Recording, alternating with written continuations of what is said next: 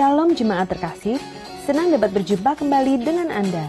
Puji Tuhan, hari ini kita dapat berkumpul memuji dan menyembah Tuhan di tempat ini. Bersama saya Emilia, mari kita ikuti HUG News minggu ini. Nikmati hadirat Tuhan dalam Morning Call yang diadakan setiap Selasa jam 6 pagi melalui aplikasi Zoom. Untuk link akan dibagikan di grup WhatsApp gereja. Dan bagi Bapak Ibu Saudara yang belum memiliki aplikasinya, dapat segera mendownloadnya di App Store.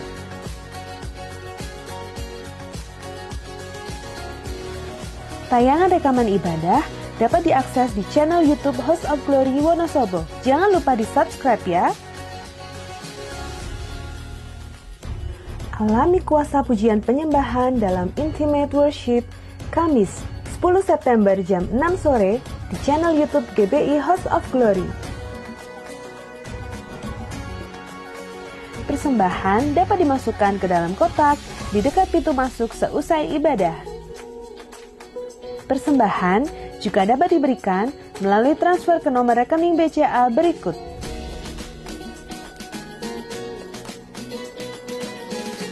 Tetapi orang-orang yang menanti-nantikan Tuhan mendapat kekuatan yang baru. Mereka seumpama Raja Wali yang naik terbang dengan kekuatan sayapnya. Demikian HUG News minggu ini. Tuhan Yesus memberkati.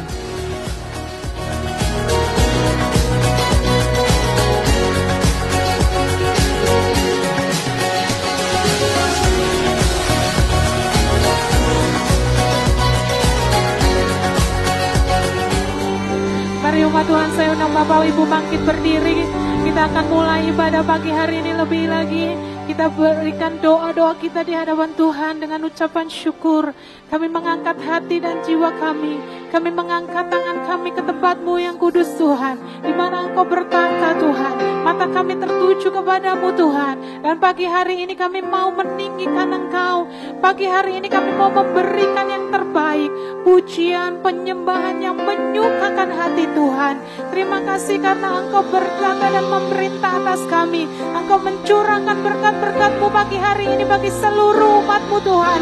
Kami tahu Engkau melimpahkan kekuatan bagi yang bersungguh hati kepadamu Tuhan. Terima kasih Tuhan, terima kasih. Tadi kami berikan kemuliaan, hormat, pujian hanya kepada Engkau Tuhan Yesus kami. Haleluya.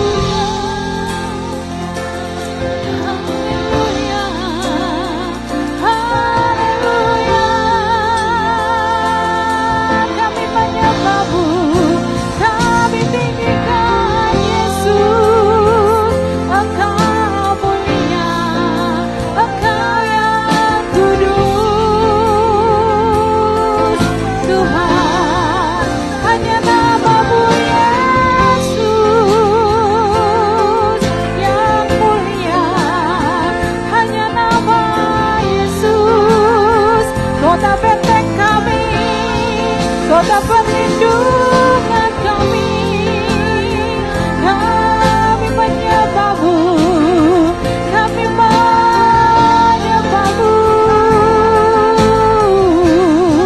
Biarlah segala hormat, biarlah segala pujian kami naik ke tahta-Mu yang kudus. Dimuliakan Yesus,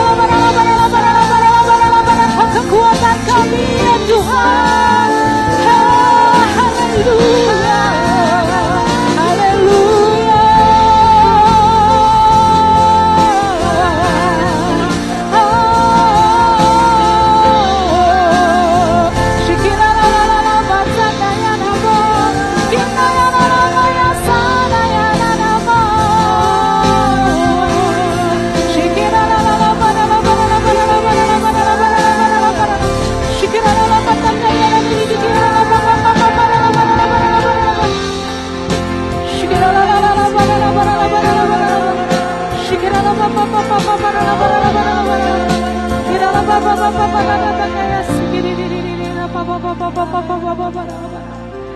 hadirat-Mu Tuhan, kami temukan Engkau sumber kehidupan kami. Dalam hadirat-Mu Tuhan, Engkau yang mengangkat segala beban dan dosa kami.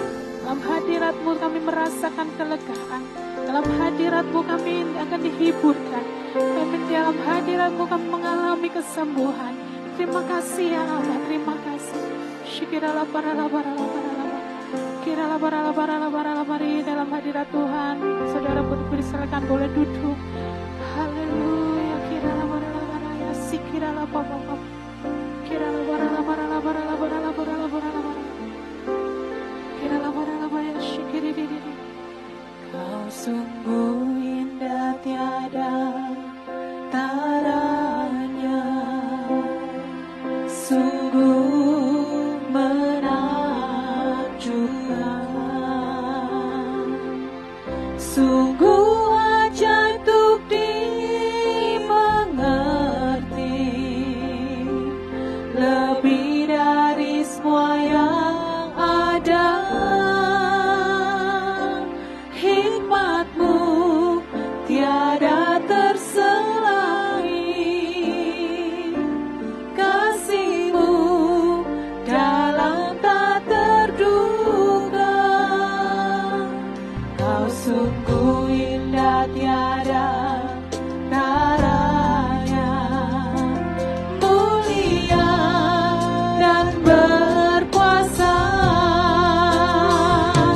Ku kagum hormat akan Engkau, ku kagum hormat akan Engkau. Kau Allah yang layak dipuji, ku kagum akan Engkau.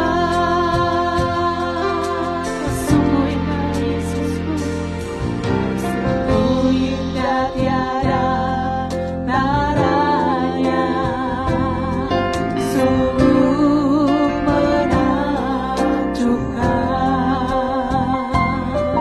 sungguh ajaib untuk dimengerti, lebih dari semua yang ada.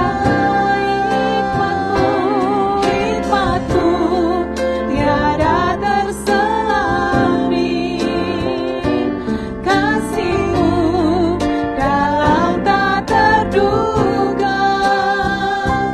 Kau sungguh indah tiada taranya, mulia dan berkuasa.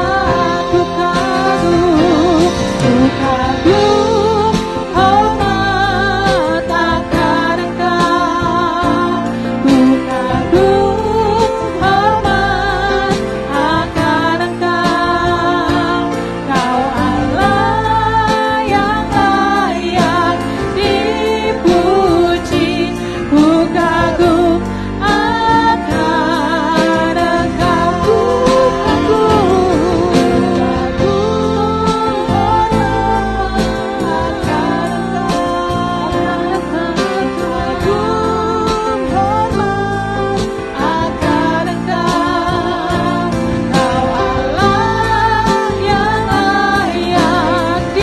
dipuji, ku kagum akan Engkau. Ku Tuhan sendiri katakan ku kagum. Kami kagum akan Engkau Tuhan. Yesus saja, Kau mulia Tuhan. Kau layak dipuji dan disembah di tempat kudus-Mu Tuhan. Kami mengasihi Engkau Tuhan. Kita sembah Dia, biar musik saja menyembah Tuhan. Mari angkat kekaguman kita di hadapan Tuhan kita yang ajaib, segala keputusannya yang ajaib, nikmat yang tak terbatas, kuasanya yang tidak terelakkan, yang dahsyat dalam hidup kita.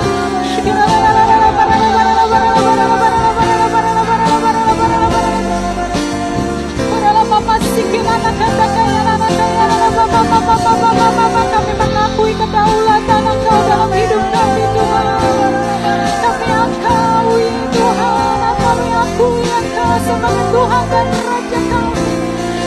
Kami mengangkat dan menyembah kami di hadapan Engkau.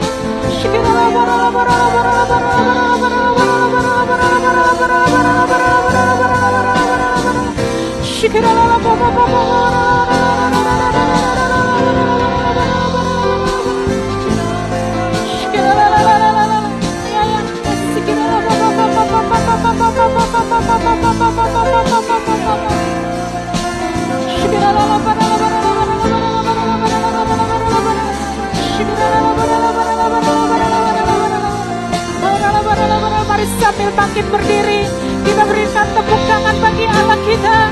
Haleluya.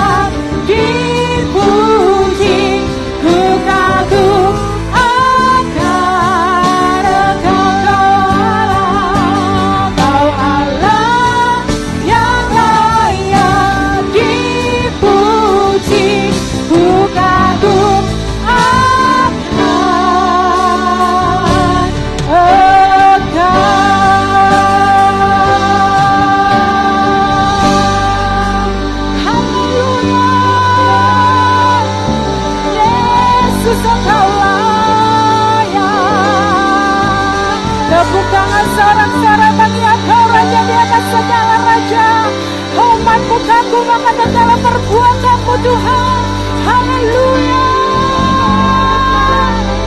haleluya, Jesus, haleluya, haleluya. Terima kasih Kau hadir melawat umat-Mu pagi hari ini. Kau memuaskan setiap dahaga kami, Kau melepaskan kami Tuhan dari segala apapun yang menjadi beban berat, apapun yang menjadi persoalan, karena mata kami tertuju kepada Engkau. Terima kasih Tuhan, terima kasih. Ajaib Engkau Tuhan dalam segala perbuatan-Mu. Kami memuji-muji Engkau dan umat-Mu kembali bersorak-sorak hanya di dalam satu nama Yesus Tuhan. Haleluya. Sekali lagi kita beri tepuk tangan bagi kita yang ajaib. Shalom umat pemenang, amin. Siapa umat pemenang di sini? Kita hidup berjalan bersama Dia. Haleluya. Kita memilih kemenangan. Umat pilihan Tuhan bersorak-sorai atas kebesaran Tuhan di tempat ini. Haleluya. Berdiri sebagai umat pilihan. Amin. Meninggikan puji Tuhan. Semua musuh tak dapat bertahan. Amin saudara. Karena kuasanya bekerja sempurna. Umat Tuhan katakan, berdiri sebagai umat pilihan. Kita tinggikan pujinya, meninggikan puji Tuhan. Semua musuh tak dapat bertahan. Karena kuasanya bekerja sempurna. Ku nyanyikan kebenaran. Katakan Yesus hebat bagiku.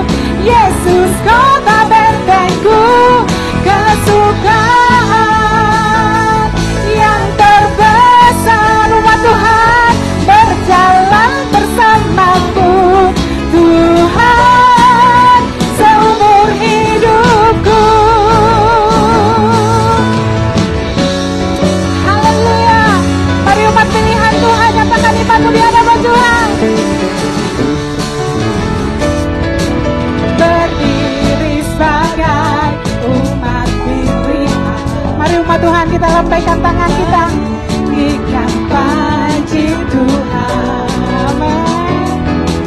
Semua musuh tak dapat bertahan. Karena apa saudara? Karena kuasanya bekerja sempurna. Mari nyanyikan kemenanganmu. Nyanyikan kemenangan. Katakan Yesus hebat. Amin. Yesus kota bentengku, kesukaan yang terbesar, berjalan bersamamu Tuhan seumur hidupku. Mari tepuk tangan sama-sama. Ku nyanyikan kemenangan. Yesus hebat bagiku, Yesus kota bentengku, kesukaan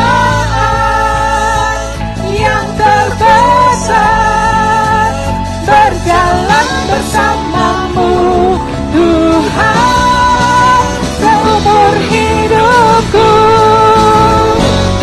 Ku nyanyikan kemenangan. Yesus hebat, Yesus kota bentengku, kesukaan yang terbesar, berjalan bersamamu Tuhan seumur hidupku. Umat Tuhan katakan, berjalan bersamamu Tuhan. Yang mau berjalan, berjalan bersamamu Tuhan seumur hidupku. Haleluya. Kami mau terus berjalan Tuhan dalam iman. Boleh menuntun kami pada kemenangan demi kemenangan dalam hidup kami. Umat Tuhan sorak-sorai kemenangan sambil serukan haleluya. Haleluya, haleluya, haleluya, puji nama Tuhan. Silakan duduk kita. Happy Sunday semuanya. Banyak orang bertanya-tanya, apakah pandemi yang kita hadapi adalah tanda kedatangan Tuhan Yesus yang kedua kali? Sebelum kita menjawab pertanyaan tersebut, kita harus mengerti bahwa kedatangan Tuhan Yesus dapat dibagi menjadi dua tahapan. Tahapan pertama adalah pengangkatan gereja atau yang sering kita sebut dengan rapture. Pada tahapan ini, Tuhan Yesus akan datang di awan-awan dan menjemput kita untuk bersama-sama dengan Dia.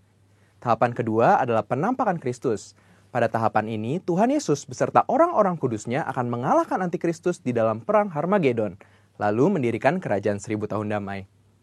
Kita mempercayai bahwa pengangkatan gereja terjadi sebelum masa aniaya atau masa antikristus.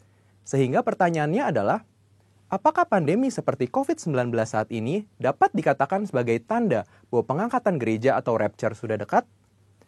Dalam Matius 24 ayat 4-12, Tuhan Yesus memberitahu murid-muridnya mengenai tanda-tanda yang akan terjadi menjelang kedatangannya yang kedua kali, yaitu yang pertama, goncangan-goncangan terhadap orang percaya. Yang kedua, goncangan-goncangan terhadap semua orang di bumi. Dan yang terakhir, pemberitaan Injil di seluruh dunia.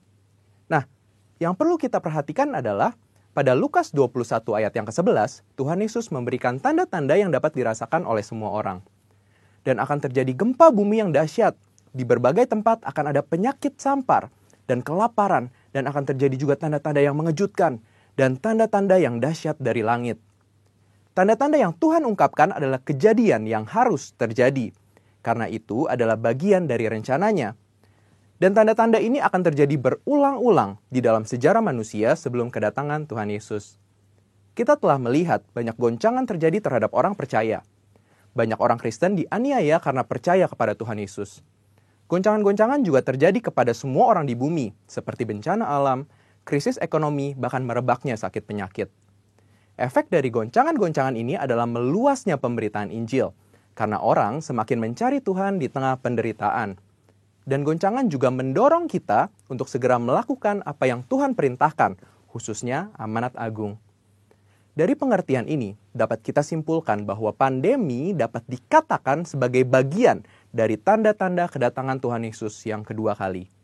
Saudara, Yang perlu diingat adalah kita tidak dapat mengatakan bahwa setelah pandemi ini Tuhan Yesus pasti akan langsung datang. Tetapi kita juga tidak bisa berkata bahwa sesudah pandemi ini Tuhan Yesus pasti tidak akan datang. Karena Tuhan Yesus jelas mengajar bahwa orang percaya tidak dapat menghitung atau menduga kapan waktu kedatangannya.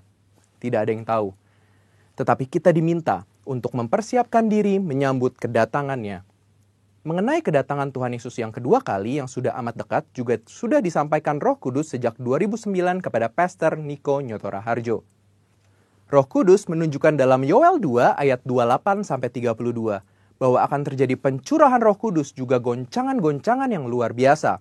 Akan tetapi melalui hal tersebut akan ada banyak orang berseru kepada Tuhan dan diselamatkan. Tahun 2013, Tuhan memberikan pernyataan melalui Pastor Niko bahwa yang dimaksud dengan pencurahan Roh Kudus adalah Pentakosta yang ketiga. Sejak saat itu, Pentakosta ketiga aktif disebarkan di mana-mana.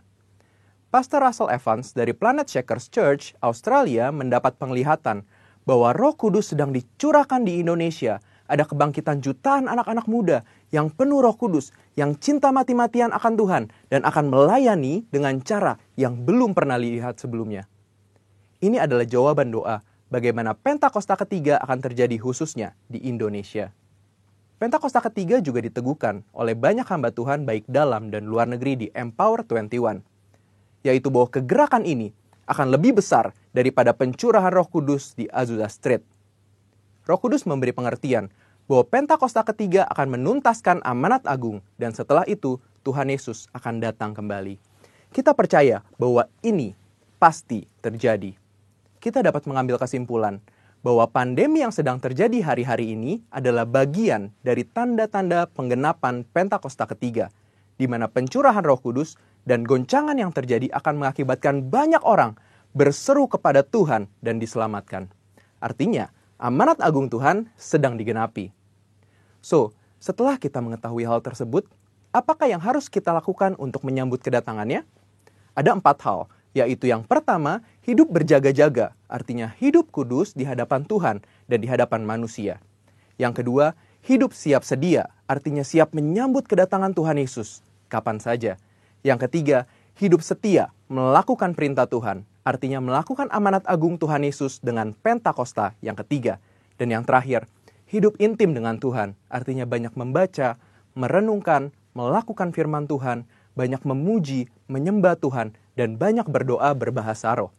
Saudara, walaupun pandemi COVID-19 mempunyai dampak negatif bagi dunia, tetapi jangan lupa, bagi kita yang percaya kepada Tuhan Yesus, pandemi ini adalah bagian dari tanda-tanda kedatangan Tuhan Yesus untuk menjemput kita, gerejanya.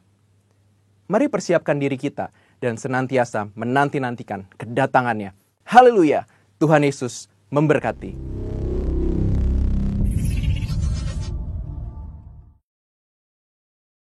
Shalom yang dikasih Tuhan. Luar biasa buat pagi hari ini kita bisa beribadah tempat ini. Amin. Oke, kita akan memperkatakan arti Pentakosta ketiga. Kita katakan sama-sama apa yang dimaksudkan dengan Pentakosta ketiga.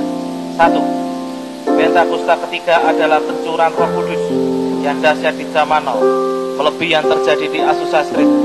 2. Pentakosta ketiga akan mengakibatkan penuaian jiwa yang terbesar dan yang terakhir sebelum Tuhan Yesus datang kembali. 3. Pentakosta ketiga akan membangkitkan generasi Yeremia, yaitu anak-anak muda yang dipenuhi Roh Kudus, cinta mati-matian kepada Tuhan Yesus, tidak kompromi terhadap dosa, dan akan bergerak untuk memenangkan jiwa. 4. Pentakosta ketiga lahir di Indonesia, bergerak ke bangsa-bangsa.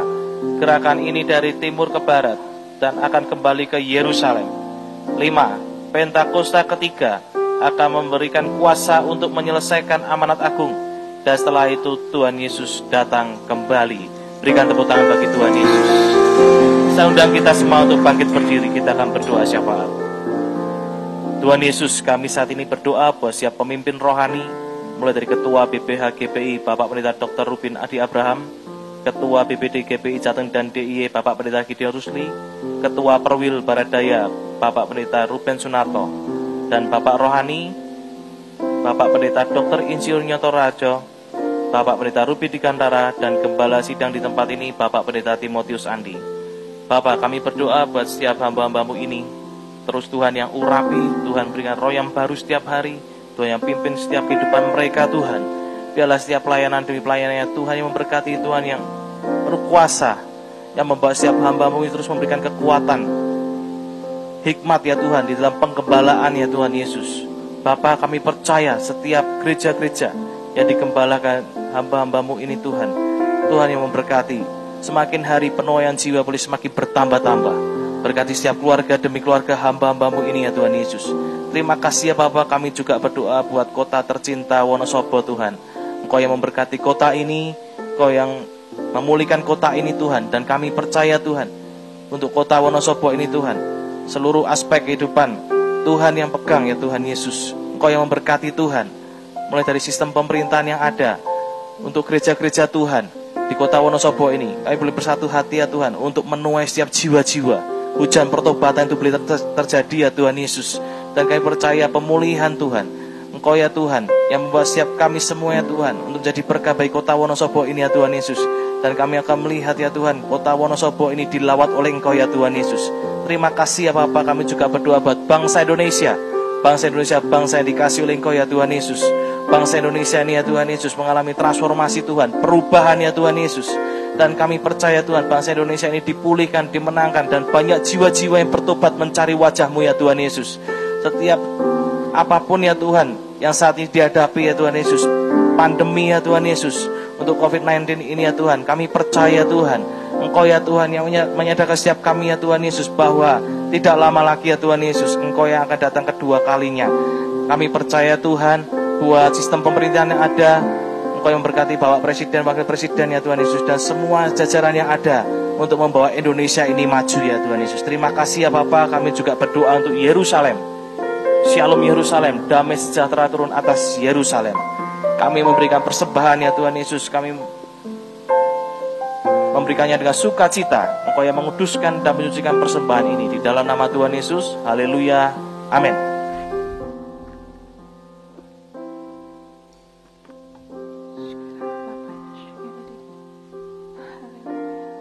Saudara boleh duduk kembali. Kita lebih lagi datang kepada Tuhan, siapkan hati kita untuk kita menerima firman dan kebenaran, boleh bertumbuh dan berbuah dalam kehidupan kita. Haleluya. Kau Tuhan, penolong di hidupku, kekuatanku hanyalah di dalam-Mu. Kau setia memulihkanku, hidupku memuliakan nama-Mu, rahmat-Mu menaungi hidupku. Kau setia sampai akhir hidupku.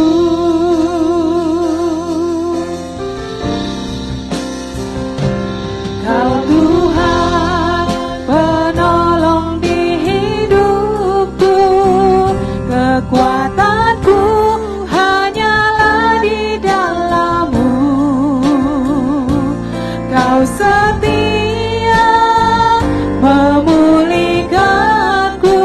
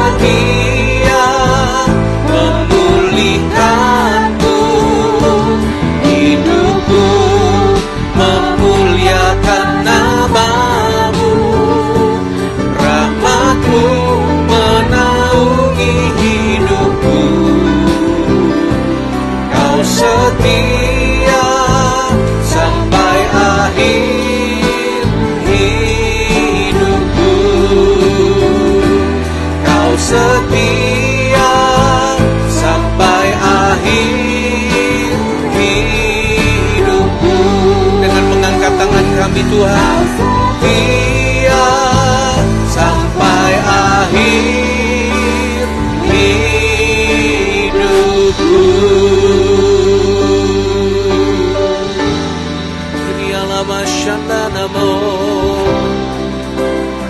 Kami menyembah-Mu Tuhan, kami mengasihi-Mu.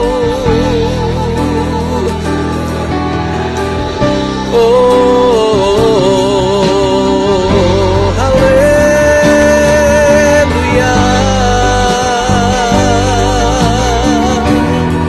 Shikanana lama shande,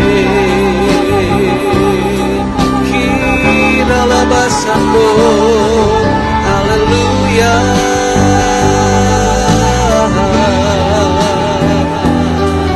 Kira lama shande, haleluya. Oh, ralabasya karalabalabala, kina masyande, haleluya. Kini alamasyanda namo,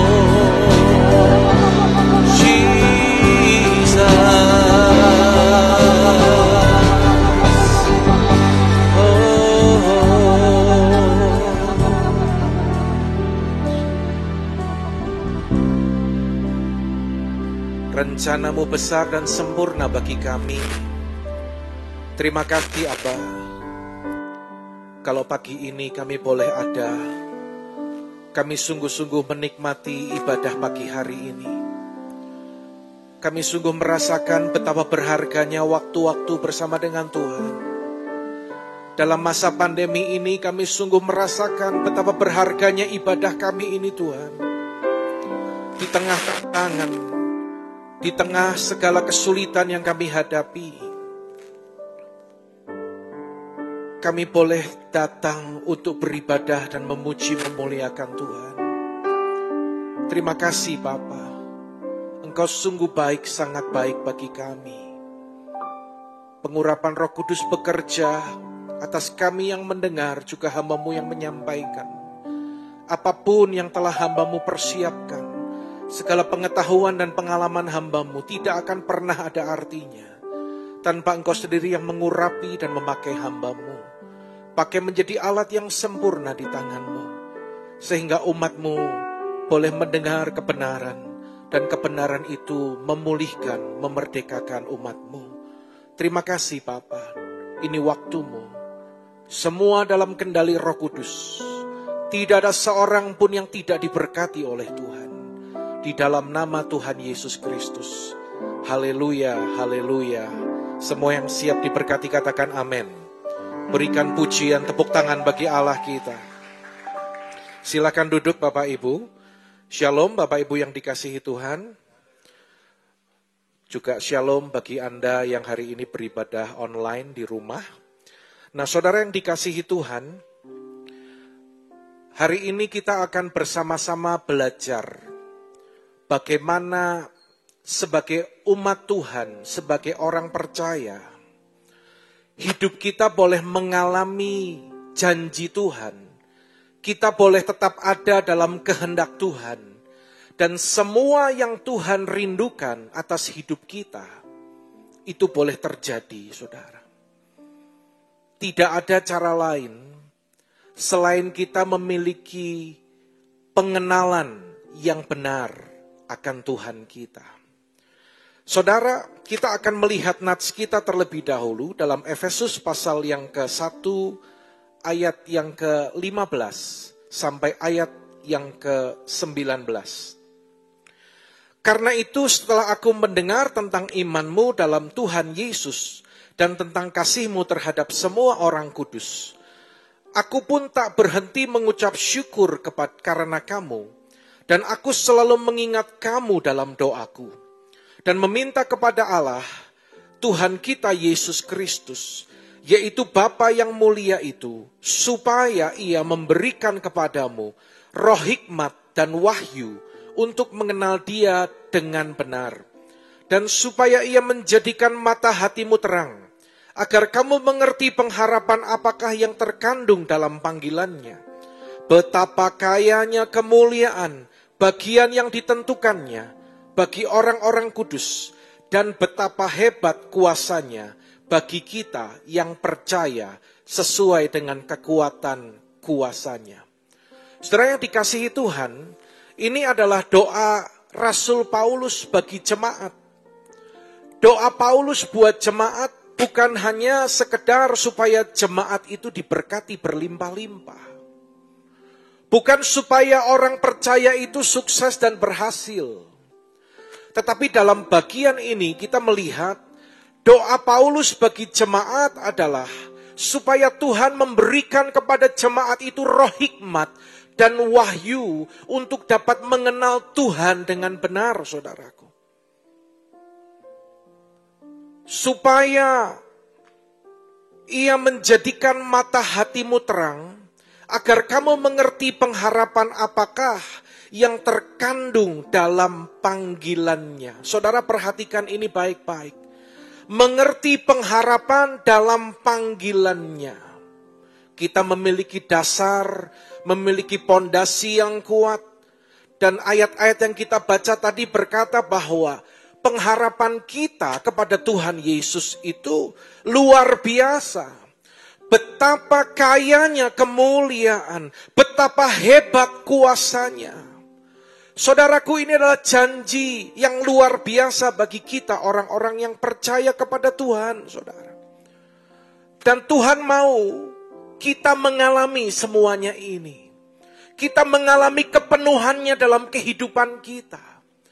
Saudara, kita tidak akan dapat menjadi alat Tuhan. Kita tidak akan maksimal menjadi saksi bagi dunia ini ketika kita tidak mengalami kepenuhan Allah dalam kehidupan kita. Gereja, umat Tuhan, tampil sebagai pemenang. Katakan amin. Umat percaya menaklukkan segala sesuatu, mampu menghadapi tantangan. Itulah yang menjadi kerinduan Tuhan dalam kehidupan kita. Kuncinya adalah ketika umat Tuhan, saudara dan saya, dipenuhi oleh roh hikmat dan wahyu untuk mengerti kehendak Tuhan, untuk mengenal Dia dengan benar. Saudaraku, ini adalah kunci bagi penggenapan rencananya. Apakah saudara rindu melihat rencana Tuhan digenapi dalam kehidupan saudara? Yang rindu katakan amin. Berikan tepuk tangan yang keras bagi Allah kita, saudaraku. Kalau kita mengerti, kalau kita mengenal Tuhan, maka rencananya itu pasti digenapi. Sekali lagi saya katakan, ketika engkau punya pengenalan yang benar akan Tuhan, rencananya pasti digenapi dalam kehidupan saudara. Tapi ketika seorang tidak bertumbuh dalam pengenalan, tidak bisa, saudara. Dia nggak akan melihat rencana Tuhan itu digenapi dalam kehidupannya. Bagaimana kita kenal Tuhan, itu tentukan bagaimana kita melangkah. Bagaimana pengertian kita tentang Tuhan, itu akan menentukan bagaimana kita praktek dalam kehidupan kita. Itu penting, saudaraku. Mari kita akan belajar dari umat pilihan Tuhan, yaitu bangsa Israel. Ya, mengenal Tuhan dengan benar, itu sangat penting, saudara. Harus bertumbuh. Saudara, bangsa Israel, mereka kehilangan yang terbaik. Kehidupan mereka terpuruk. Mereka tidak mengalami janji Tuhan. Apa yang Tuhan rindukan tidak digenapi dalam kehidupan mereka. Mengapa, saudara? Karena mereka tidak mengenal Tuhan dengan benar. Dalam Yesaya, pasal yang ke-42, ayat 14 sampai ayat 21. Anda boleh membaca bersama-sama dengan saya, dengan suara keras. 2, 3. Beginilah firman Tuhan penebusmu yang maha kudus, Allah Israel. Oleh karena kamu, aku mau menyuruh orang ke Babel dan mau membuka semua palang-palang pintu penjara. Dan sorak-sorai orang Kasdim menjadi keluh kesah. Lebih keras, akulah Tuhan yang maha kudus Allahmu, Rajamu yang menciptakan Israel. Beginilah firman Tuhan yang telah membuat jalan melalui laut dan melalui air yang hebat, yang telah menyuruh kereta dan kuda keluar untuk berperang, juga tentara dan orang gagah, mereka terbaring, tidak dapat bangkit, sudah mati, sudah padam sebagai sumbu. Firman-Nya, janganlah ingat-ingat hal-hal yang dahulu, dan janganlah perhatikan hal-hal yang dari zaman purbakala. Lihat, aku hendak membuat sesuatu yang baru, yang sekarang sudah tumbuh. Belumkah kamu mengetahuinya?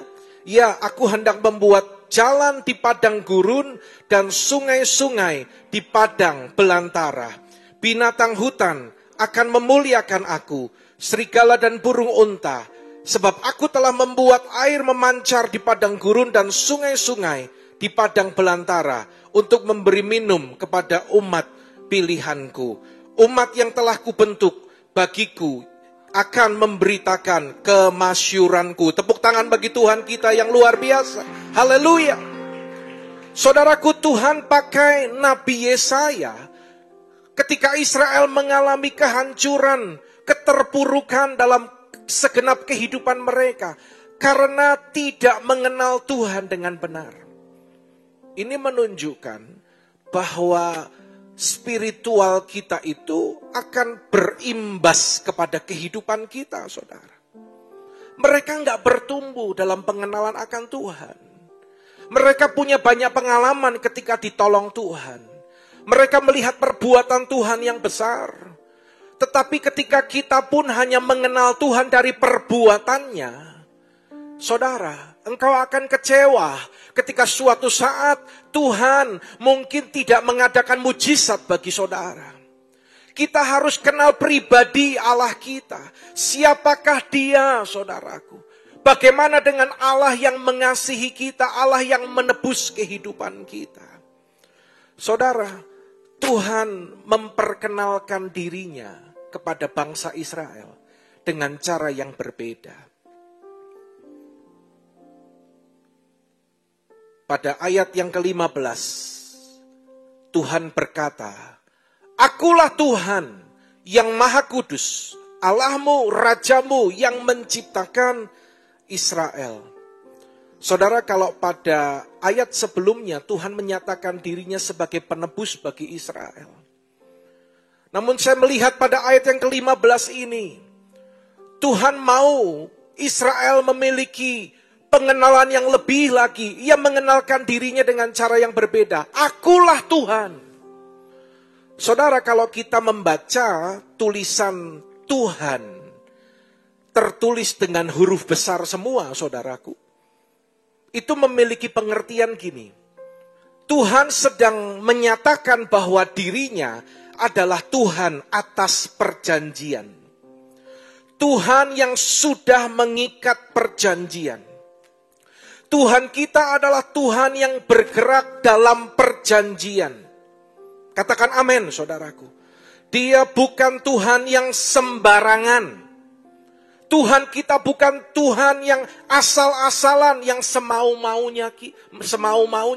Kadang kita yang asal-asalan dan semau-maunya sama Tuhan, saudaraku. Dia bukan Tuhan yang curang, saudaraku. Dia mau menyatakan bahwa aku ini adalah Tuhan atas perjanjian. Kalau Tuhan mau bekerja, Dia menyatakan rencananya bagi kita.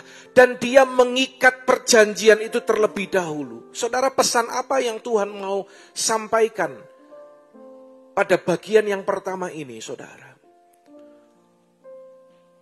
Dia mau katakan bahwa Tuhan itu bukan manusia yang suka ingkar janji.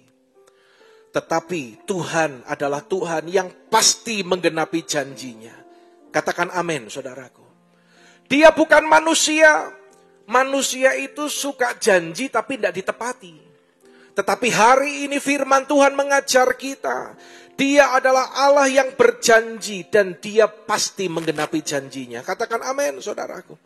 Saudara, ketika kita berbicara tentang prinsip perjanjian, ada dua pihak. Ya. Ada dua pihak. Dalam konteks ini, saudaraku, ketika Tuhan berkata, aku memiliki perjanjian, aku mengikat perjanjian, aku Tuhan akan lakukan bagianku. Dan saudara, Tuhan katakan gini, engkau lakukan bagianmu. Kalau kita lakukan ini, barulah konsekuensi dalam perjanjian itu akan terlaksana dengan baik. Amin, saudaraku. Ya. Kalau kita tahu Tuhan kita itu adalah Tuhan atas perjanjian, saudaraku, maka kita harus lakukan bagian kita. Ini seringkali yang dilupakan.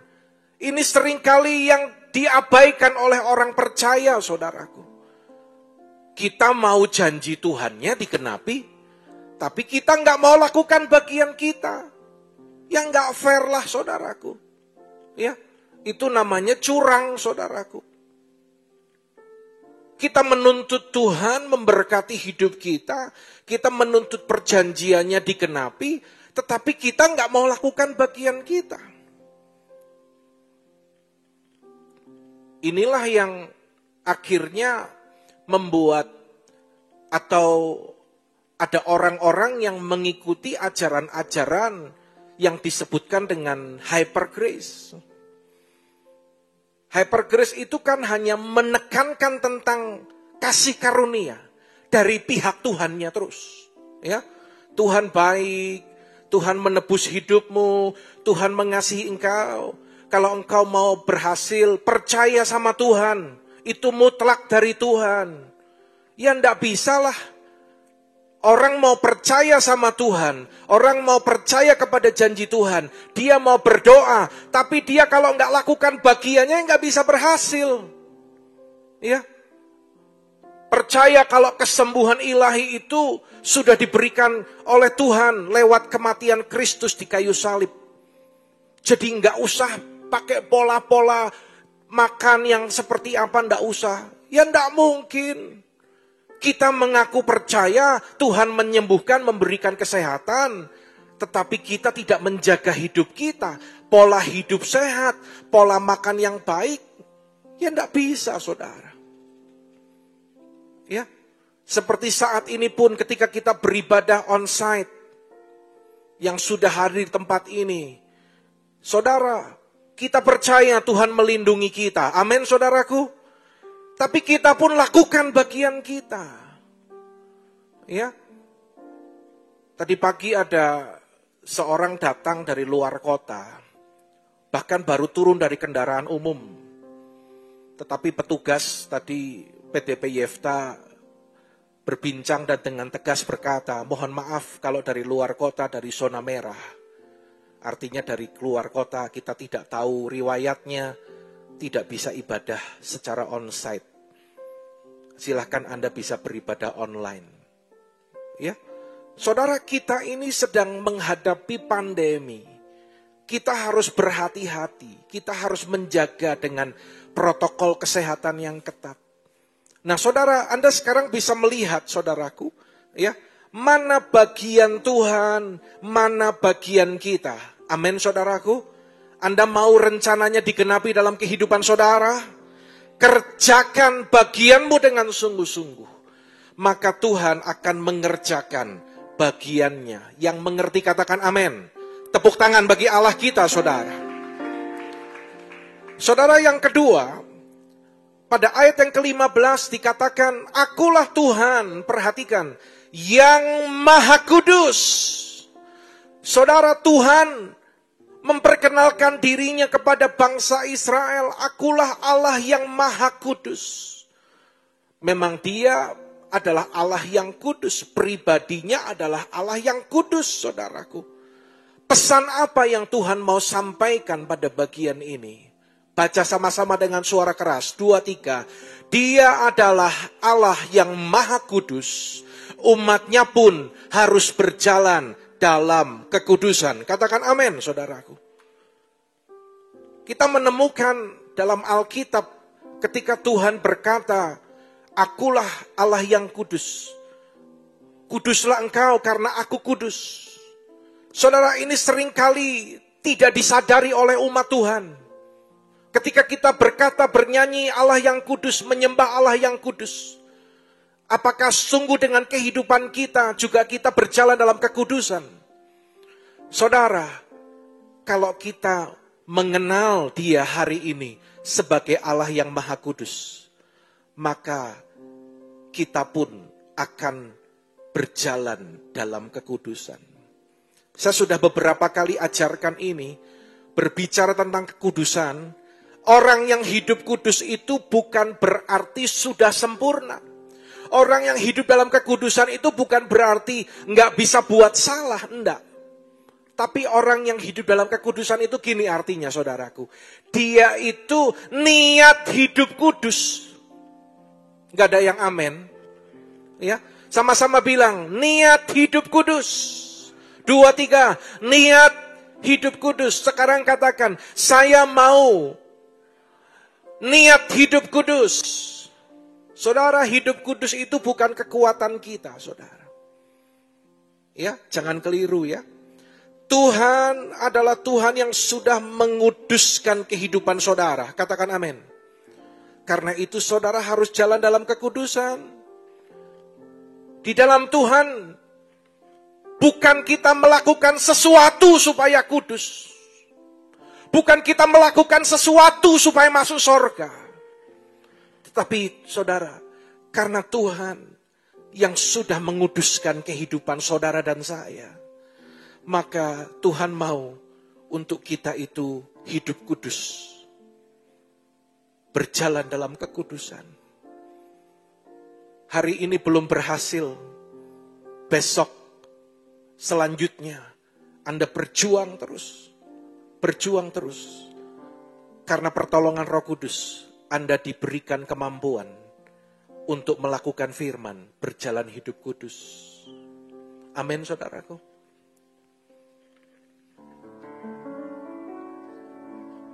Kudus, kudus,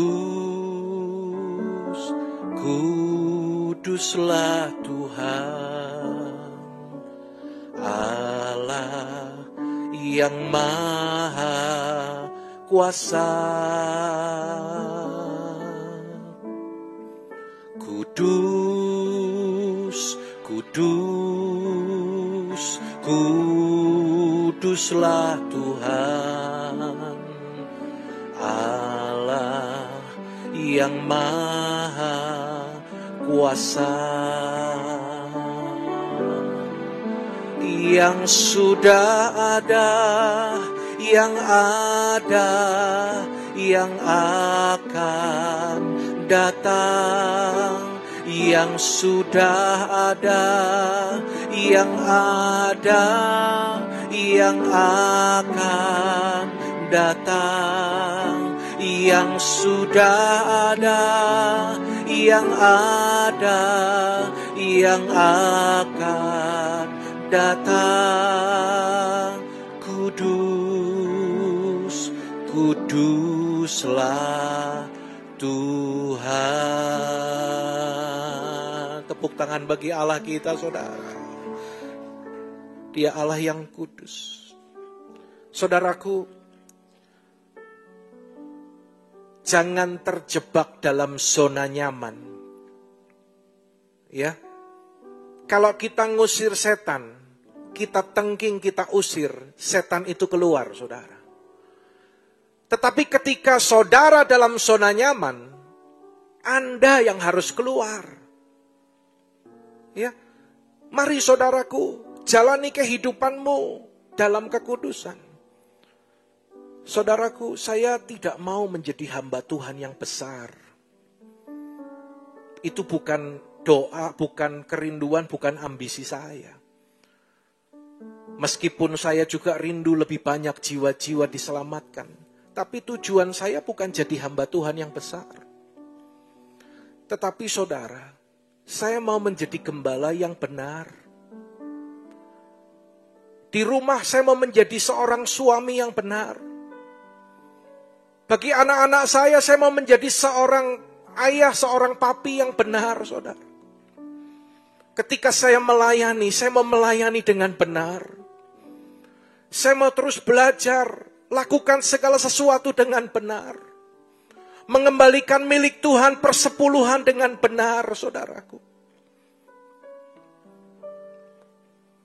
Kalau kita mengenal Dia sebagai Allah yang kudus, maka kita pun akan berhati-hati, saudara. Kita akan berjalan dalam kekudusan. Yang mengerti katakan amin, saudaraku. Ingat, tadi dalam VOP, Voice of Pentecost, kita pun diingatkan. Hidup kudus adalah salah satu langkah yang kita lakukan untuk mempersiapkan diri menyambut kedatangan Tuhan Yesus. Ayo umat Tuhan, hidup kudus. Kalau Anda sebagai seorang bisnismen pengusaha, jadilah bisnismen yang hidup kudus. Engkau melakukan usahamu dengan benar. Kalau engkau seorang suami, jadilah suami yang benar, saudara. Hidup kudus. Bertanggung jawab atas keluargamu. Kalau engkau seorang anak, jadilah anak yang hidup kudus, hidup benar, dan memuliakan Tuhan. Tepuk tangan bagi Allah kita, saudara.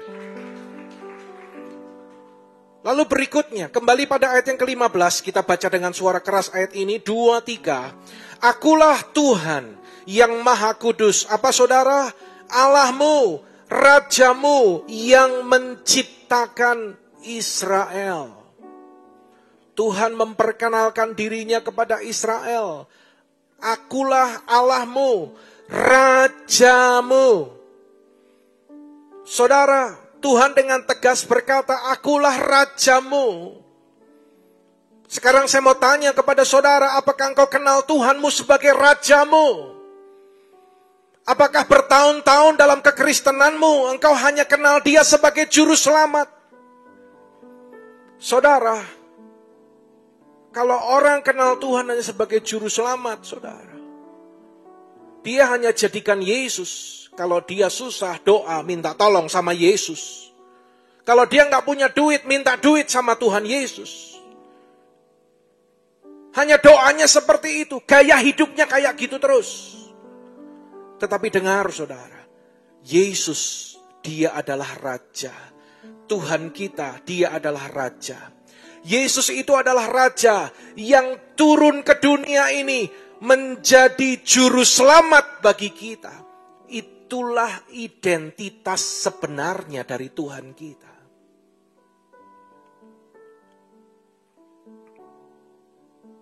Saudara, sebagai Raja, Dia itu berdaulat atas kehidupan kita. Kalau kita mengingat berita pertama tentang kelahiran Tuhan Yesus yang dibawa oleh malaikat. Kalau Anda nanti bisa baca kembali dalam kitab Injil Lukas, ya, pasal yang kedua, dikatakan, hari ini telah lahir bagimu Juru Selamat. Yaitu siapa? Bukan Yesus. Hari ini telah lahir bagimu Juru Selamat, yaitu Kristus Tuhan di kota Daud. Apa artinya Kristus? Kristus itu berarti Dia adalah Raja yang diurapi. Orang Majus datang mencari di mana bintang itu menuntun mereka. Dan mereka bertanya, di manakah tempat Raja itu dilahirkan? Tuhan Yesus itulah Raja. Dia adalah Tuhan, Raja yang berdaulat dalam kehidupan kita. Saudara, apa yang dituntut dari seorang raja? Kalau dalam satu kerajaan ada raja, ada rakyat, yang dituntut oleh seorang raja itu adalah kehendak. Kehendak rakyatnya, ya. Karena apa saudaraku? Bukan kehendak orang banyak, bukan kehendak rakyat, tetapi kehendak raja itu yang harus jadi, saudaraku. Tapi kalau kita jadikan Yesus hanya sebagai Juru Selamat, kita akan bolak-balik urusannya bergumul, ya. Doa, maksa Tuhan jawab doamu. Kalau enggak dijawab, kecewa. Saudara, jangan jadi orang Kristen yang gampang kecewa. Jangan setarakan dirimu dengan orang yang tidak mengenal kebenaran.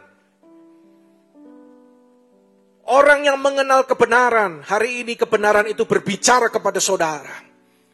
Tuhan kita adalah Raja. Dalam doa Bapa kami, jadilah kehendak-Mu. Anda doanya doa Bapa kami, tapi kalau doa Bapa kamu, jadilah kehendak-Ku. Tergantung doa saudara Bapa kami, Bapa kamu. Ya, harus kembali kepada pengertian ini, saudaraku. Bukan kehendak kita, tetapi kehendak Raja. Karena itu Alkitab katakan relakan dirimu bertobat. Kalau Tuhan terus mengubah, Tuhan terus memproses kita, saudara. Bagaimana Ayub, dia mengalami pergumulan. Kalau Anda perhatikan sungguh-sungguh kehidupan Ayub, dia itu orang yang jujur, dia itu orang yang saleh, dia itu orang yang takut akan Tuhan, dan dia menjauhi kejahatan. Paket lengkap, saudara. Ada orang yang, dan dikatakan dia adalah orang yang paling kaya pada saat itu. Lengkap, luar biasa. Ada orang yang mungkin kaya, luar biasa, tetapi dia nggak takut Tuhan. Tapi mungkin juga ada orang yang hidup takut Tuhan, tapi tidak kaya. Tapi kalau Ayub ini paket lengkap, saudara. Tetapi Tuhan mengajar dia. Mulai dari anak-anaknya, 10-10-nya mati, saudara. Kalau orang bilang, Ayub nggak gila aja bagus, saudara. 10 anaknya mati. Hartanya ludes. Sampai istrinya bilang, "Pah, kamu itu beribadah kepada Allah, tapi kok ngalami kayak gini, udahlah gak usah percaya-percaya lagi." Lah itu memang kerjaannya iblis kayak gitu, saudara. Membuat kita kecewa. Kalau lagi diproses gak fokus kepada apa maksud Tuhan, apa target Tuhan dalam hidup kita. Nyatanya, bayangin saudara, 10 anaknya mati. Hartanya ludes. Dan dia jadi orang yang penyakitan. Gatal seluruh tubuhnya. Digaruk, pakai garukan ini kurang. Pakai beling. Enggak gila aja sudah bagus, saudara. Awalnya Ayub masih bisa menjaga hatinya. Tetapi ketika berjumpa dengan sahabat-sahabatnya, imannya mulai goyang, saudara. Ternyata kamu bohong ya Ayub. Selama ini kamu kayaknya saleh, kamu kayaknya sungguh-sungguh. Kami melihat engkau orang yang takut Tuhan, tapi ternyata Ayub, kamu kena kutuk kayak gini. Kalau enggak kena kutuk, enggak mungkin kamu ngalami kayak gini. Dicemooh, akhirnya goyang, saudara. Berapa banyak gara-gara penilaian orang, iman saudara goyang. Sampai akhirnya terus pada ayat pasal-pasal selanjutnya. Saudara, pada pasal yang ke-42. Dari ayat yang pertama sampai ayat yang kelima, ke-6 dan seterusnya. Di situ saya menemukan gini. Ayub berkata, "Dulu aku hanya mendengar dari kata orang.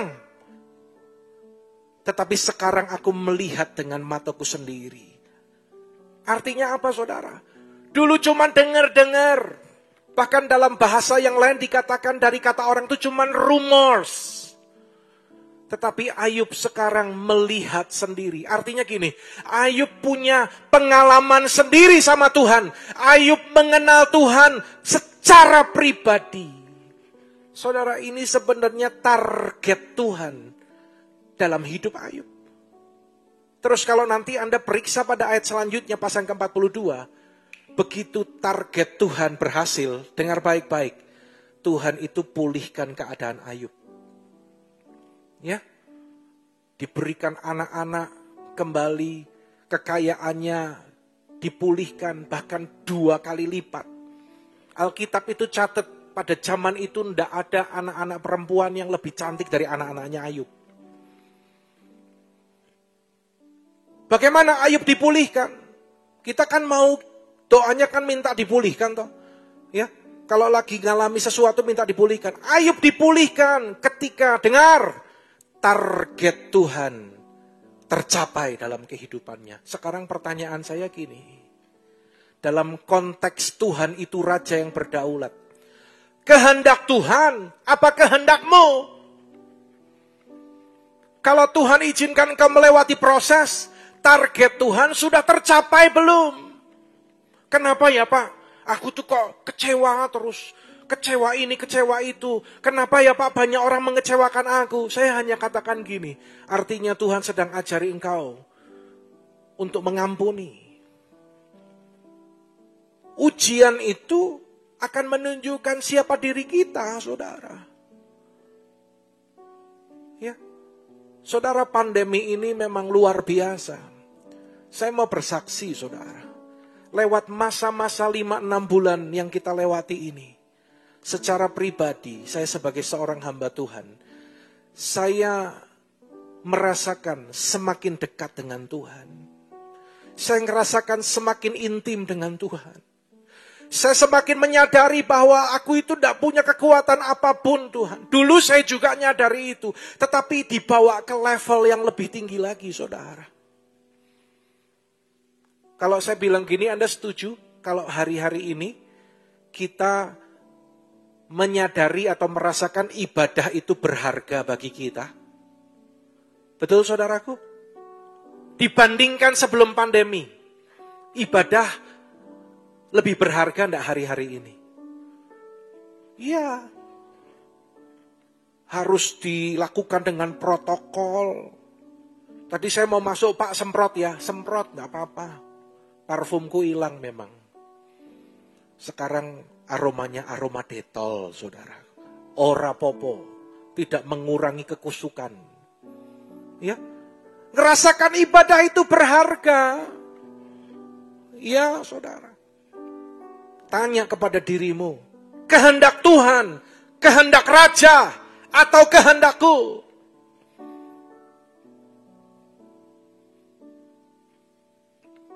Kehendak Raja yang harus terjadi. Saya mau katakan gini, karena kehendaknya itu, dengar baik-baik, pastilah yang terbaik bagi kehidupan saudara. Yang mengerti, tepuk tangan bagi Allah kita, saudara. Ya, saudara, Raja itu menuntut kehendak kita. Raja itu menuntut penyembahan. Apa arti penyembahan? Penyembahan itu gini, saudaraku. Tuhan itu jadi prioritas utama dalam kehidupanku. Dalam segala hal, dalam segala aspek. Kalau saya bicara prioritas ini bukan berbicara tentang banyak sedikit waktu. Ya.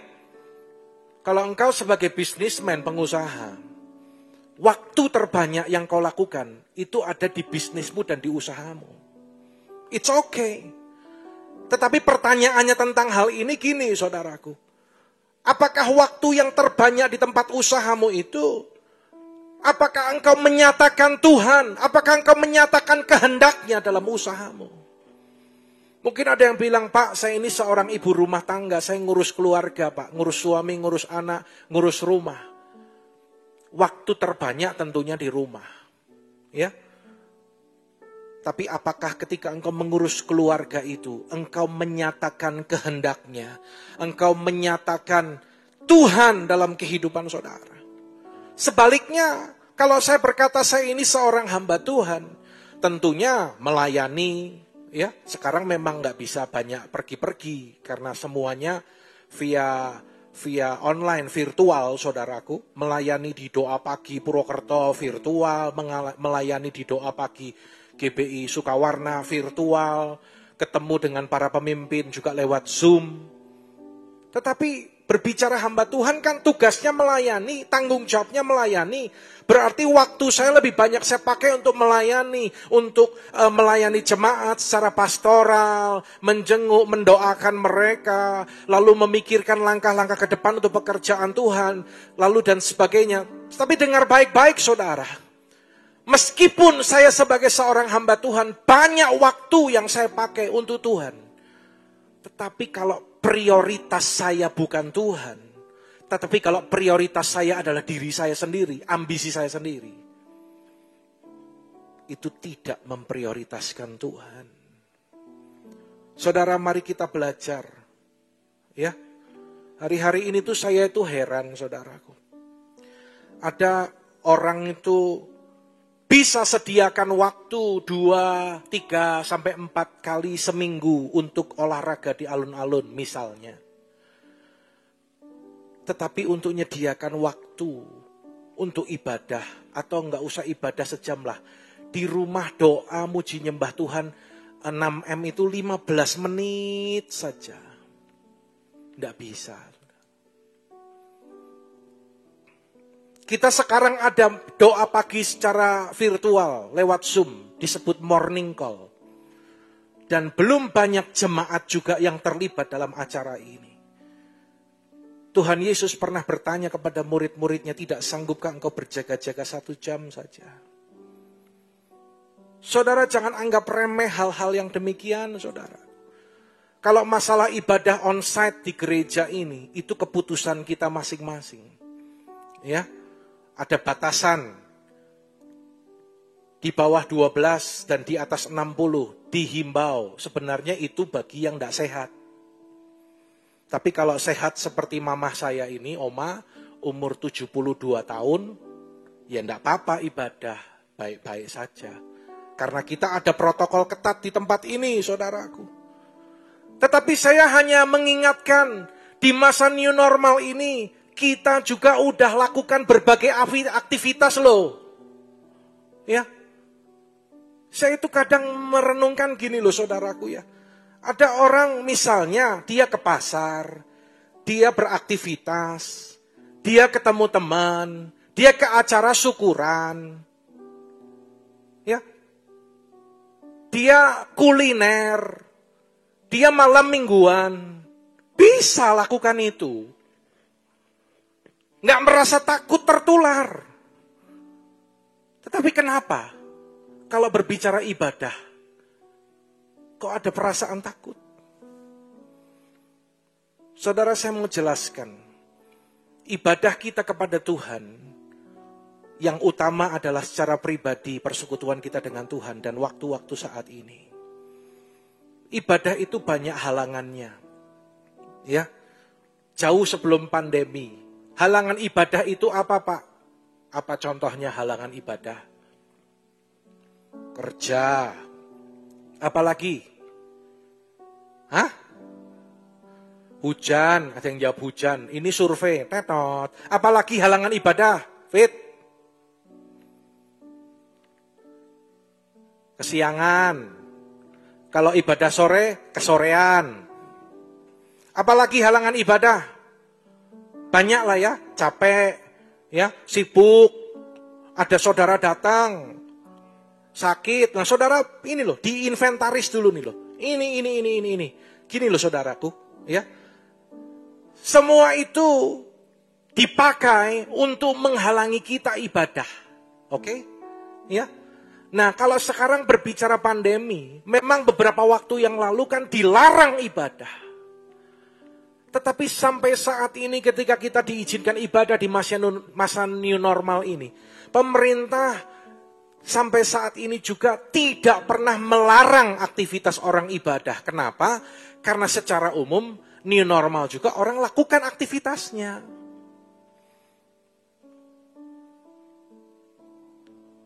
Jadi jangan berpikir gini, kalau ke gereja nanti mbok ketularan. Hati-hati saudara. Alkitab bilang gini, apa yang kau takutkan, itulah yang akan menimpa engkau. Kenapa? Kalau engkau ke tempat usaha, engkau nggak takut tertular.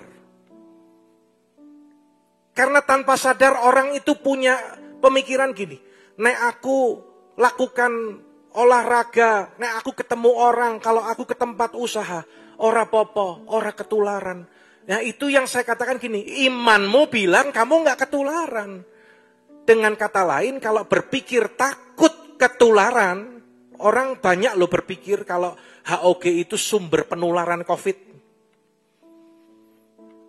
Kalau takut gitu saya mau bilang gini, berarti imanmu bilang kalau engkau ke gereja, engkau ketularan. Jelas ya saudaraku ya? Bukan persoalan gini saudara, jangan salah paham.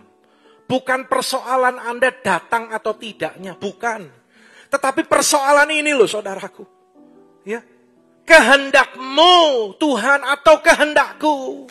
Sebenarnya apa sih yang Tuhan sedang kerjakan dalam kehidupan kita? Kalau mungkin yang punya anak-anak kecil, atau orang tua yang punya komorbid, memang gak bisa ibadah, gak apa-apa. Ya, kita juga bijaksana, tetap bisa online. Tapi yang saya maksudkan gini loh, engkau yang harusnya bisa hadir, tetapi gak hadir. Sementara kegiatanmu yang lain berjalan. Saya hanya bertanya gini, Anda tidak sungkan sama Tuhan? Bukan masalah datang atau tidaknya saudara. Tapi ini menunjukkan, apakah engkau terus bertumbuh dalam pengenalan akan Dia? Hidup kita itu milik Tuhan. Banyak berita-berita di luar tentang COVID, saya nggak katakan itu salah. Tetapi saya mau katakan gini, Anda lebih dengar berita itu ketimbang firman, atau engkau lebih dengar perkataan Tuhan lebih daripada berita-berita di luar. Saudara, Raja itu menuntut penyembahan, prioritas dalam kehidupan kita, saudara.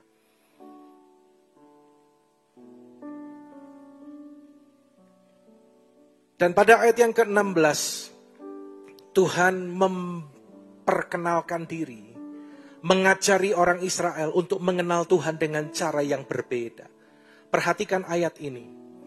Beginilah firman Tuhan, Anda boleh sama-sama baca, 2-3, yang telah membuat jalan melalui laut dan melalui air yang hebat.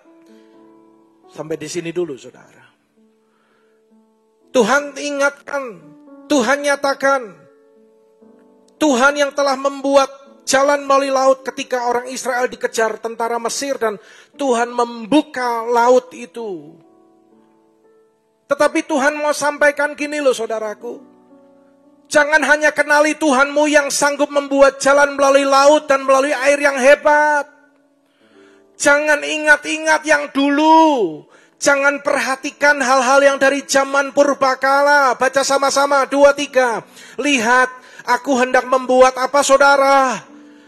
Sesuatu yang baru. Yang sekarang sudah tumbuh, belumkah kamu mengetahuinya?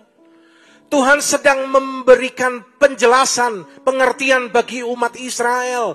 Bahwa aku bukan hanya sanggup membuat jalan di tengah laut. Bukan hanya sanggup untuk membuka jalan di air yang besar. Tetapi aku sanggup untuk membuat sungai di padang belantara. Jalan di padang gurun. Hal-hal yang tidak bisa, hal-hal yang tidak mungkin. Sesuatu yang baru, saudara. Ketika engkau punya pengenalan yang terus bertumbuh, maka engkau akan bersukacita melihat karya Tuhan juga yang terus selalu baru.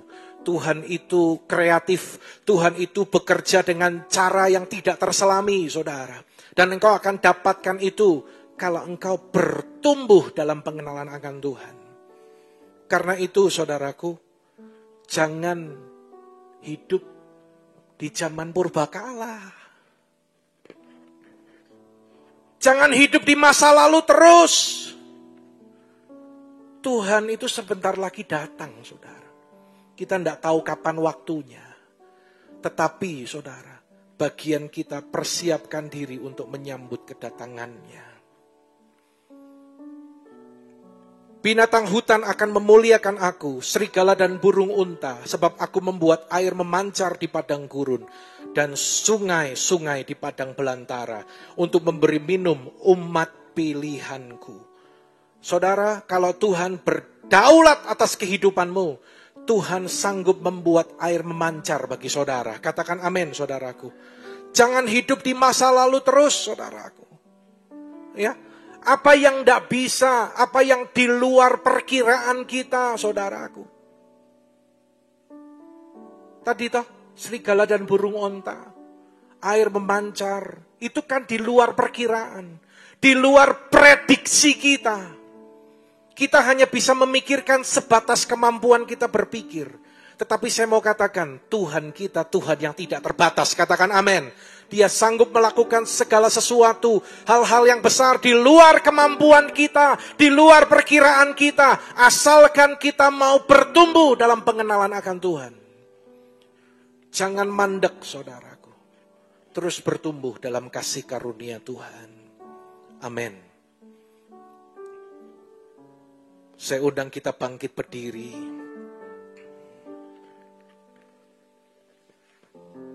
Haleluya. Sekalipun ku berjalan dalam lembah kelam, namun tanganmu selalu menopang hidupku. Saat ku dalam ketakutan, Kau hadir di sisiku. Kau berkata, jangan takut, Kau beriku kemenangan. Kaulah Tuhan yang berjanji, tak sekalipun Kau ingkari kesetiaan-Mu. Sungguh terbukti sepanjang hidupku, panjang hidupku, untuk selamanya ku kan setia melayani, mengasihi-Mu. Tiada Tuhan seperti-Mu, Yesus, Kau Allahku yang musik terus nyanyikan referen lagu ini. Mari saudara bersama membuka hati dan mengangkat tangan kita. Pagi hari ini saya minta waktu sebentar untuk kita merenungkan. Apakah engkau sudah menjadikan Dia sebagai Tuhan? Tuhan yang memiliki perjanjian dalam kehidupan kita. Saudaraku, apakah kita sudah menjadikan Tuhan sebagai Allah yang Maha Kudus? Karena itu kita pun harus berjalan dalam kekudusan. Apakah kita sudah menjadikan Tuhan sebagai Raja yang berdaulat? Bukan kehendakku tapi kehendak-Mu Tuhan. Bukan keinginanku tapi keinginan-Mu Tuhan. Dan Dia menuntut penyembahan-Mu, yaitu prioritas, memprioritaskan Tuhan dalam kehidupanmu. Mari saat ini saudara, responi firman Tuhan.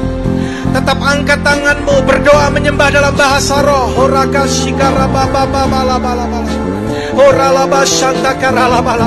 Saya minta pribadi lepas pribadi, baik yang di gereja dan yang di rumah-rumah. Saudara, introspeksi diri kita. Engkau harus bertumbuh dalam pengenalan akan Tuhan. Engkau harus bertumbuh. Engkau harus bertumbuh. Jangan ingat-ingat hal yang dahulu. Jangan perhatikan hal-hal yang dari zaman purbakala. Saudara, jangan hidup di masa lalu. Jangan hidup di zaman purbakala, saudaraku. Kenali Tuhanmu dengan benar, maka langkahmu adalah langkah yang benar. Bapa, hamba-Mu berdoa, Engkau melihat tangan-tangan yang terangkat pagi hari ini Tuhan. Tuhan, Engkau menolong kami umat-Mu. Kami telah mendengar firman. Saat ini kuasa-Mu Tuhan pengurapan-Mu bekerja di dalam nama Yesus. Ampuni kami Tuhan untuk hal-hal yang salah. Saat ini kami tanggalkan segala sesuatu yang menghalangi pengenalan kami yang benar kepada Tuhan. Kami tanggalkan pikiran manusia kami di dalam nama Yesus. Kami tanggalkan pengalaman kami di dalam nama Yesus. Kami tanggalkan segala konsep manusia, perkataan dunia di dalam nama Yesus, supaya kami dengan baik dapat mendengar perkataan-Mu Tuhan. Kami dengan baik mengerti dan mengenal siapa Tuhan yang kami sembah dan kami kasihi. Berkati umat-Mu Tuhan. Hamba-Mu berdoa, umat-Mu menangkap kebenaran-Mu pagi hari ini dimanapun Tuhan berada. Setiap orang yang ada di rumah-rumah juga, Tuhan berbicara bagi mereka. Tuhan berbicara bagi umat-Mu. Yang lemah Tuhan kuatkan di dalam nama Yesus. Yang rohnya lemah dibangkitkan kembali dalam nama Yesus. Kami boleh bangkit menjadi umat-Mu Tuhan, umat yang lebih dari pemenang. Dalam masa pandemi ini kami tetap menghasilkan buah, kami tetap setia, kami tetap menyala-nyala bagi Tuhan. Terima pengurapan Roh Kudus, terima pengurapan Roh Kudus dalam nama Tuhan Yesus Kristus. Terima kasih Tuhan. Mari saudaraku, kita persiapkan roti dan anggur. Kita akan masuk dalam perjamuan kudus.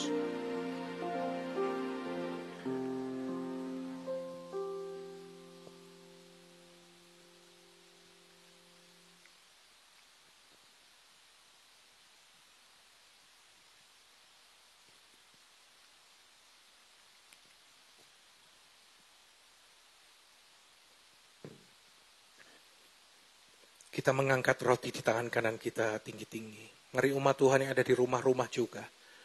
Arahkan hati kita kepada Tuhan. Ingat bahwa 2000 tahun yang lalu Dia telah mati untuk gantikan kita di kayu salib. Pengorbanannya menjadikan hidup kita berharga. Kita yang binasa, kita memperoleh keselamatan kekal dari Tuhan. Arahkan hati kita, angkat roti di tangan kanan kita tinggi-tinggi. Sebab apa yang telah kuteruskan kepadamu telah aku terima dari Tuhan. Yaitu bahwa Tuhan Yesus pada malam waktu ia diserahkan mengambil roti. Dan setelah itu mengucap syukur atasnya. Dan ia memecah-mecahkannya dan berkata, inilah tubuhku yang diserahkan bagi kamu. Perbuatlah ini menjadi peringatan akan aku. Umat yang dikasihi Tuhan, bukankah roti yang kita pecahkan adalah persekutuan dengan tubuh Kristus? Katakan amin. Makan dengan iman dalam nama Yesus.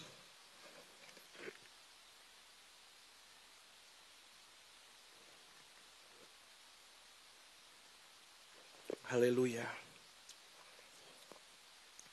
Demikian juga ia mengambil cawan sudah makan lalu berkata, angkat cawan di tangan kanan kita tinggi-tinggi. Cawan ini adalah perjanjian baru yang dimeteraikan oleh darahku. Perbuatlah ini setiap kali kamu meminumnya, menjadi peringatan akan aku. Umat yang dikasihi Tuhan, bukankah cawan pengucapan syukur yang atasnya kita ucapkan syukur adalah persekutuan dengan darah Kristus? Katakan amin. Minum dengan iman dalam nama Tuhan Yesus.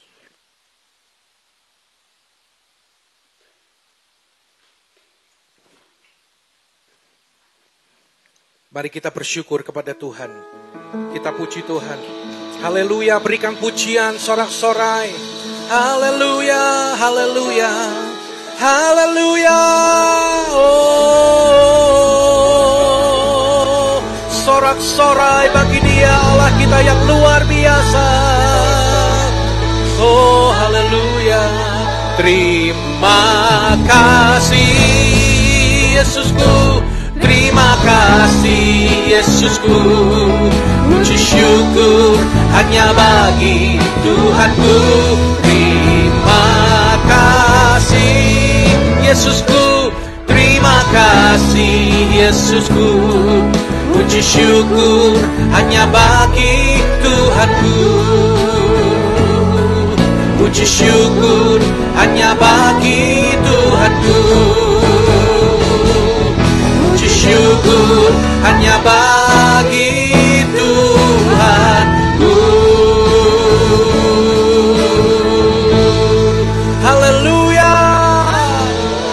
serukan haleluya. Lebih lagi bersama-sama haleluya. Engkau yang alami kekuatan baru, alami kemenangan, sorak kemenangan, haleluya. Terima kasih Tuhan, haleluya. Mari umat Tuhan sekarang buka hati dan angkat tinggi kedua tanganmu. Bapa, hamba-Mu berdoa bagi umat-Mu. Engkau yang menolong, Engkau yang menuntun. Kami berjanji Tuhan, menjauhkan hati yang keras, tetapi sungguh-sungguh memiliki hati yang lemah lembut untuk terus diajar oleh Tuhan. Tuhan memberkati engkau dan melindungi engkau. Tuhan menyinari engkau dengan wajahnya dan memberi engkau kasih karunia. Tuhan menghadapkan wajahnya kepadamu dan memberi engkau damai sejahtera. Umat yang dikasihi Tuhan, saat ini terimalah segala berkat kasih karunia yang berlimpah dari Bapa di sorga. Di dalam putranya tunggal Tuhan Yesus Kristus. Serta persekutuan yang indah dan manis bersama Roh Kudus menyertai kehidupanmu mulai saat ini sampai Maranatha. Kristus datang menjemput kita di angkasa, bahkan sampai selama-lamanya. Di dalam nama Tuhan Yesus Kristus, semua yang diberkati Tuhan bersama katakan amin. Tuhan memberkati saudara.